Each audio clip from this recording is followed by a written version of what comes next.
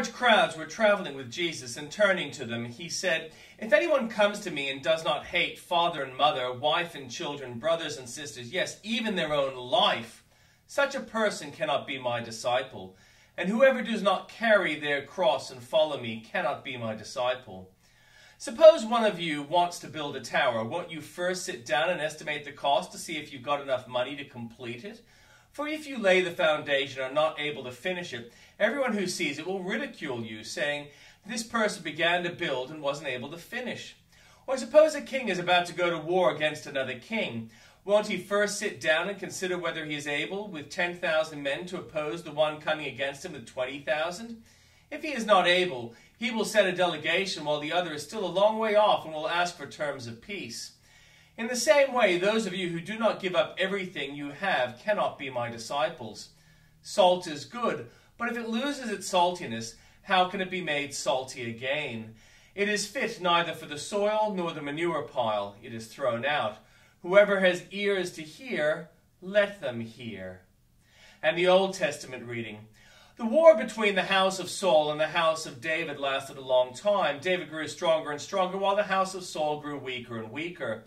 Sons were born to David in Hebron. His firstborn was Ammon, the son of Ahinoam of Jezreel. His second, Chileab, the son of Abigail, the widow of Nabal of Carmel.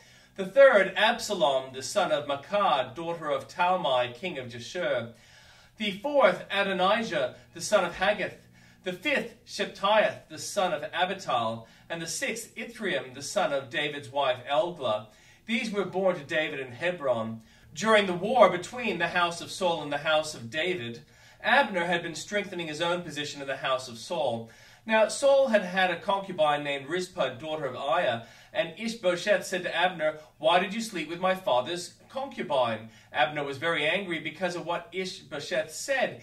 He answered, "Am I a dog's head on Judah's side? This very day I am loyal to the house of your father Saul and to his family and friends.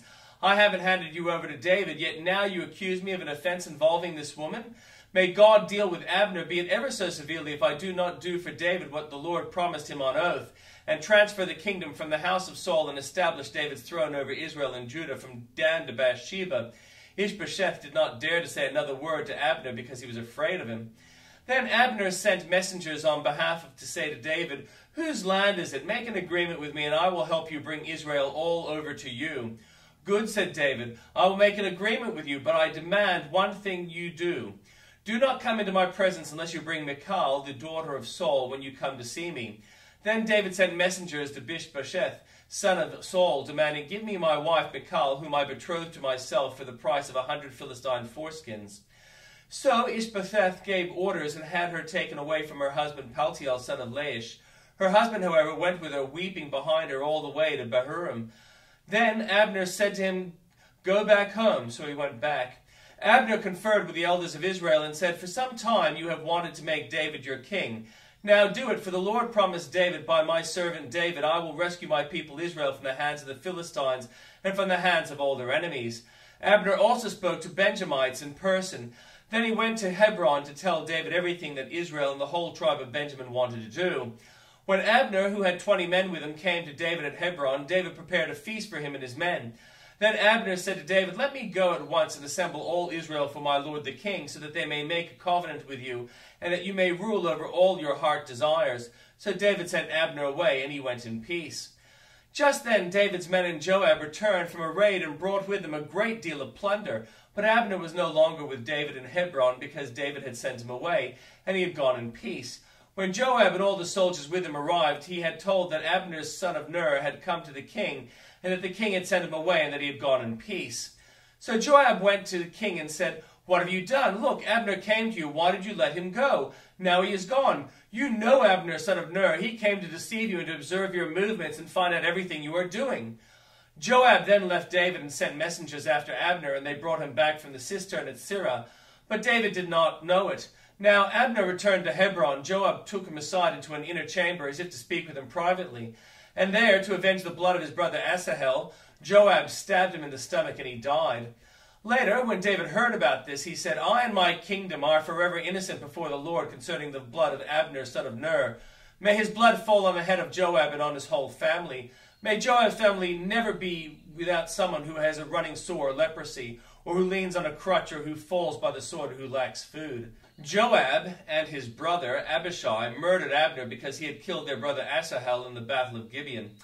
Then David said to Joab and all the people with him, "Tear your clothes and put on sackcloth and walk in mourning in front of Abner." King David himself walked behind the bier.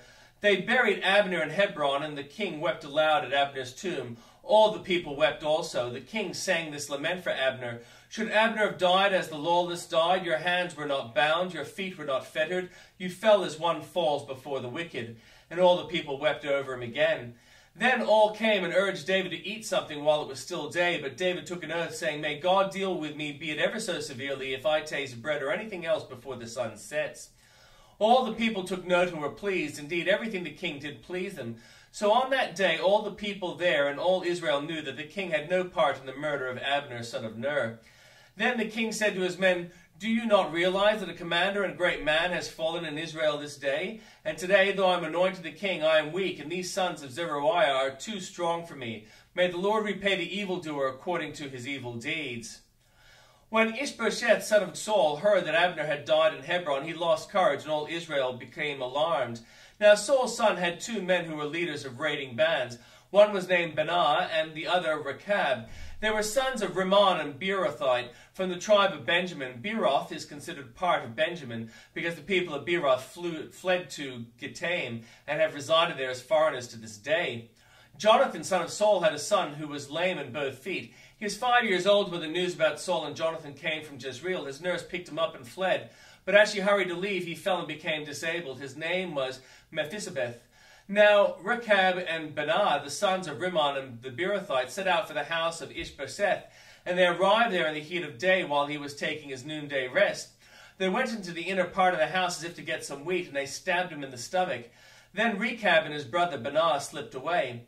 They had gone into the house while he was lying in the bed in his bedroom. After they stabbed and killed him, they cut off his head. Taking it with them, they traveled all night by way of Aberbah. They brought the head of Ishbosheth to David at Hebron and said to the king, "Here is the head of Ishbosheth, son of Saul, your enemy who tried to kill you. This day the Lord has avenged my lord the king against Saul and his offspring." David answered Rechab and his brother Benah, the sons of Rimmon and Beerothite, "As surely as the Lord lives, who has delivered me out of every trouble, when someone told me Saul is dead and thought he was bringing good news, I seized him and put him to death in Ziklag. That was the reward I gave him for his news. How much more, when wicked men have killed an innocent man in his own house on his own bed, should I not now demand his blood from the hand and rid the earth of you?"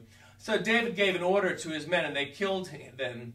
They cut off their hands and feet and hung the bodies by the pool in Hebron. But they took the head of Ishbosheth and buried it in Abner's tomb at Hebron. All the tribes of Israel came to David at Hebron and said, "We are your own flesh and blood. In the past, while Saul was king over us, you were the one who led Israel on the military campaigns. And the Lord said to you, 'You will shepherd my people Israel, and you will become their ruler.'" When all the elders of Israel had come to King David at Hebron, the king made a covenant with them at Hebron before the Lord, and they anointed King David king over Israel. David was 30 years old when he became king, and he reigned 40 years. In Hebron he reigned over Judah 7 years and 6 months, and in Jerusalem he reigned over all Israel and Judah 33 years. The king and his men marched to Jerusalem to attack the Jebusites who lived there. The Jebusites said to David, "You will not get in here. Even the blind and the lame can ward you off," they thought. "David cannot get in here." Nevertheless, David captured the fortress of Zion, which is the city of David. On that day, David had said, "Anyone who conquers the Jebusites will have to use the water shaft to reach those lame and blind who are David's enemies. That is why they say the blind and lame will not enter the palace." Then David took up residence in the fortress and called in the city of David. He built up the area around it from the terraces inwards, and he became more and more powerful because the Lord God Almighty was with him. Now Hiram, king of Tyre, sent envoys to David along with cedar logs and carpenters and stonemasons, and they built a palace for David. Then David knew that the Lord had established him as king over Israel and had exalted his kingdom for the sake of the people of Israel. After he left Hebron, David took more concubines and wives in Jerusalem, and more sons and daughters were born to him. These are the names of the children born to him there: Shemua, Shobab, Nathan, Solomon, Ibahah, Elishua, Nepheg, Japhleah, Elishama, Eliada, and Eliphelet. When Philistine heard that David had been anointed king over Israel, they went up in full force to search for him, but David heard about it and went down to the stronghold. Now the Philistines had come and spread out in the valley of Rephaim, so David inquired of the Lord, "Shall I go and attack the Philistines? Will you deliver them into my hands?" The Lord answered, "Go, for I will surely deliver the Philistines into your hands." So David went to Baal Perazim, and there he defeated them. He said, "As waters break out, the Lord has broken out against my enemies before me," so that the place was called Baal Perazim. The Philistines abandoned their idols there, and David and his men carried them off. Once more the Philistines came up and spread out in the valley of Rephaim. So David inquired of the Lord, and he answered, "Do not go straight up, but circle around behind them and attack them in front of the poplar trees. As soon as you hear the sound of the marching in the tops of the poplar trees, move, because that will mean the Lord has gone out in front of you to strike the Philistine army." So David did as the Lord commanded him, and he struck down the Philistines all the way from Gibeon to Gezer.